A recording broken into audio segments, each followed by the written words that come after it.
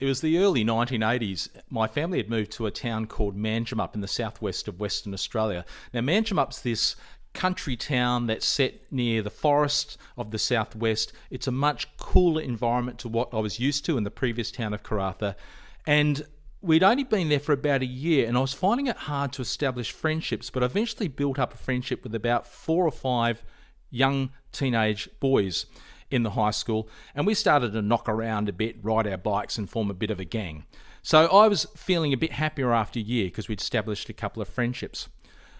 One of the guys in this group was a guy called Womble. That was his nickname. Womble had this idea of going into the forest and building this shack that we could stay at for the night. So Womble had chosen this particular location, and he said, let's go there on a Saturday morning. So Saturday morning came, we got on our bikes, met together, and Womble rode out with us following to the particular location where we're going to build this shack. We rode down this dirt road and then came onto a side short path, which led us to a clearing in the forest, which Womble thought would be the great spot to build this shack.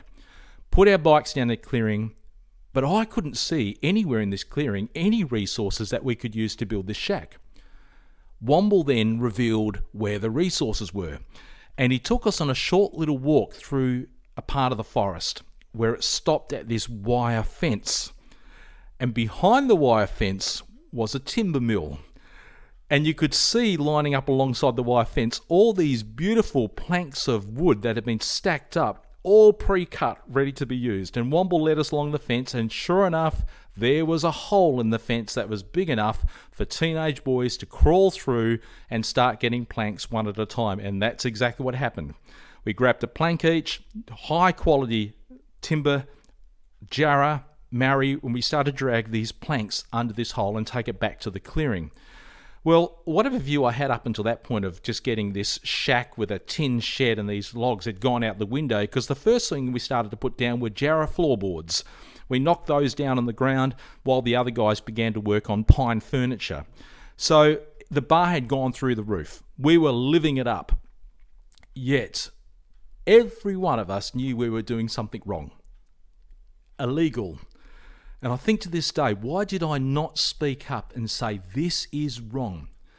I'll tell you why I didn't speak up. I didn't speak up because I knew I was going to lose my friendships. And for me at that point, those friendships meant more to me than anything. And I think for those other guys, they didn't speak up for the same reason. This is one of the confronting things about truth. Truth can be like a sword. It can come down and cut very hard and force a decision to be made. It's very easy standing up for the truth when it's popular and everyone's all in the same cheer squad, but when it's not popular, when you think it might cost me a relationship, when it might cost me a friendship or position of power, we suddenly shy away from wanting to be involved in the truth. There's an account in all 4 Gospels of Jesus last week before his crucifixion. On what we now call Palm Sunday, Jesus rides into Jerusalem and is greeted there by this crowd that have turned up to support Christ. It's estimated that the crowd lining this particular street cheering Jesus on could have been anywhere up to 5,000. And you can imagine for the disciples, they are walking in with Christ after this 3-year ministry and time with him, seeing the crowd cheering Jesus on as he comes into Jerusalem. And for these disciples, they would have thought, this is magnificent. We are on the side of Jesus as they sing songs to Christ. But then, of course, it's only days later that Jesus is in chains, standing in front of Pontius Pilate, the Roman ruler of that particular area. And he is now on trial. And this time, the 5,000 who are in the streets are not here. And the reason they're not here is because it's only a small courtyard area, could fit maximum, I think, 300. And this particular group that have turned up on this day are hostile against Christ. It's a hand-picked crowd because the court has been called together by the religious authorities. They want to knock Jesus over, and they're trying to set him up on charges of causing a rebellion against the Roman Empire. That's why they've dragged in Pontius Pilate. And as Pilate, getting desperate to know what to do with this, puts Jesus in front of them, including another guy called Barabbas, a criminal, possibly a political criminal. He puts the two of them and he says to the crowd, "Who do you want? Jesus or Barabbas? One will be freed, the other one will be executed." And this crowd, who have been handpicked and egged on by the religious leaders, are now calling out for Barabbas. Yes, there are people in that crowd calling out for Jesus, but they are now a minority. And the risk of calling out Jesus' name in that group and it being identified as a follower of Christ now is going to cost something. But on that day, there were only two choices. Jesus, the rebel. Jesus, the troublemaker. Jesus, the person who brings truth with a sword. There's a description that Jesus says in Matthew 10 when he talks about the situation of who he really is and the reality of what he's going to do. He warns his followers that this is not going to end in a way that's pretty. These are the words of Christ, Matthew 10. "Do not think that I have come to bring peace to the earth. I have not come to bring peace, but a sword. For I have come to set a man against his father, and a daughter against her mother, and a daughter-in-law against her mother-in-law, and a person's enemies will be those of his own household. Whoever loves father or mother more than me is not worthy of me, and whoever loves son or daughter more than me is not worthy of me. And whoever does not take up his cross and follow me is not worthy of me. Whoever finds his life will lose it, and whoever loses his life for my sake will find it."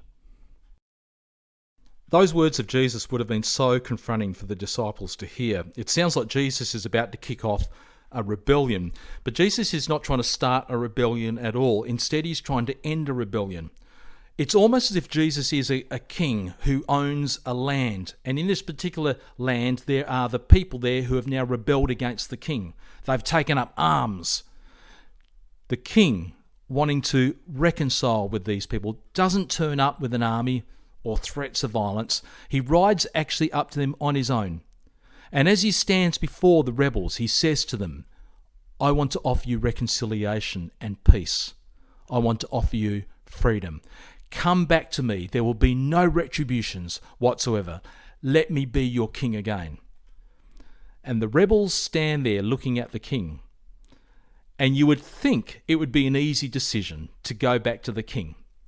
But every rebel in that mind is thinking to themselves, "I'm not moving unless all the other rebels are going to go with me."